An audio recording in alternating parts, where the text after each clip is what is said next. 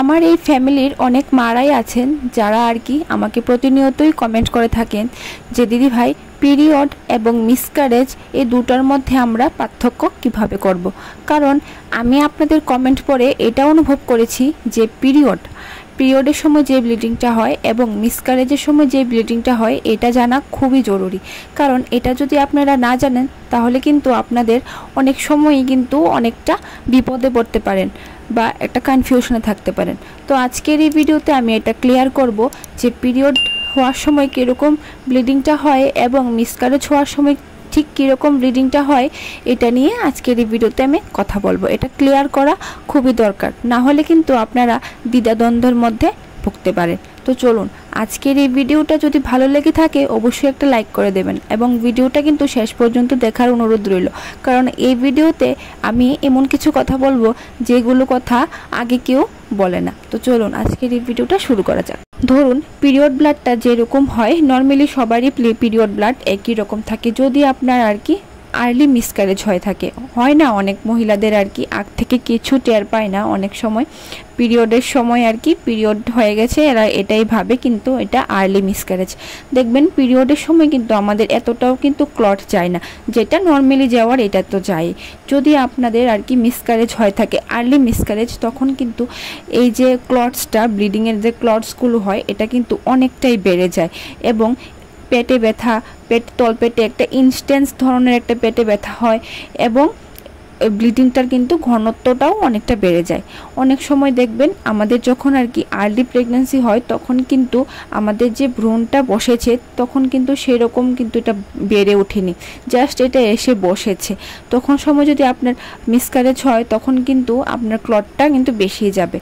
অনেক সময় এরকম হয় যে পিরিয়ড ডেটের সময় কিন্তু মিসক্যারেজ হয়ে যায় অনেক মহিলারা, আপনারা ধরতেই পারেন না। কিন্তু আপনারা যদি এই লক্ষণটা দেখেন যে আপনার পিরিয়ড হওয়ার সময় মিসক্যারেজ হয়ে গেছে, আপনার বেশি ব্লিডিং যাচ্ছে, ঘনত্বটা বেশি বা ক্লটস বেশি, তাহলে বুঝবেন যে আপনার এটা আর্লি মিসক্যারেজ হয়ে গেছে। আপনার আর্লি মিসক্যারেজ হয় তখন কিন্তু দেখবেন যে আপনার এই যে মিসক্যারেজের ব্লিডিংটা সেটা কিন্তু 10 থেকে 12 দিন, আবার কেউ কিন্তু 10 থেকে 15 দিন মতো হয়ে থাকে। নর্মালি আমাদের যেমন পিরিয়ডটা হয় সেটা কিন্তু 3 থেকে 4 দিন বা ধরুন 6 থেকে 7 দিন এরকম নর্মালি হয়ে থাকে, কিন্তু 5 দিন মতোই কিন্তু থাকে।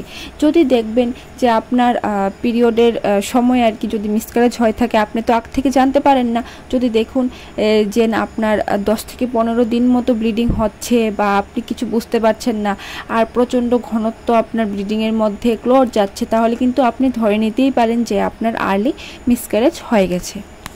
আর নর্মালি কিন্তু পিরিয়ড এতদিন থাকে না, 3 থেকে 4 দিন হয়েই কিন্তু পিরিয়ডটা বন্ধ হয়ে যায়।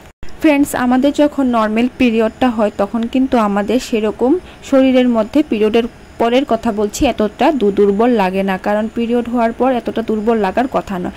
যদি আপনার আর্লি মিসক্যারেজ হয়ে যায়, 10 থেকে 15 দিন মতো ব্লিডিং হয়েছে তারপর বন্ধ হয়েছে, তখন দেখবেন আপনার শরীরে একটা অনেকটাই আর কি উইকনেস চলে এসছে, দুর্বলতা চলে এসছে।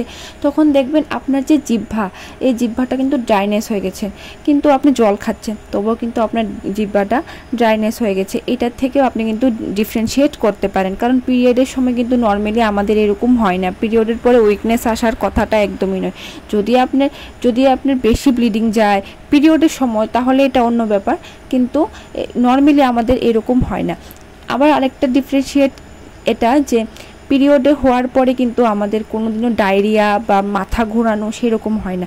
আপনার যদি দেখেন যে আর্লি মিসক্যারেজে কিন্তু অনেক সময় দাস্ত হয়, মানে যেটা ডায়রিয়া যদি দেখুন আপনার প্রচণ্ড মাথা ঘোরাচ্ছে, এটাও কিন্তু মিসক্যারেজের একটা লক্ষণ। এর থেকে কিন্তু আপনি একটা ডিফারেন্সিয়েট করতে পারেন, কারণ নর্মালি পিরিয়ডে কিন্তু দাস্ত বা মাথা ঘোরানো এরকম হয় না, আর এটা কিন্তু শুধু মিসক্যারেজের সময়ই হয়ে থাকে যে বেশি দুর্বল লাগে, ডায়রিয়া হলো, মাথা ঘোরালো, এটা কিন্তু একটা লক্ষণ যে আপনার আর্লি মিসক্যারেজ হয়েছে।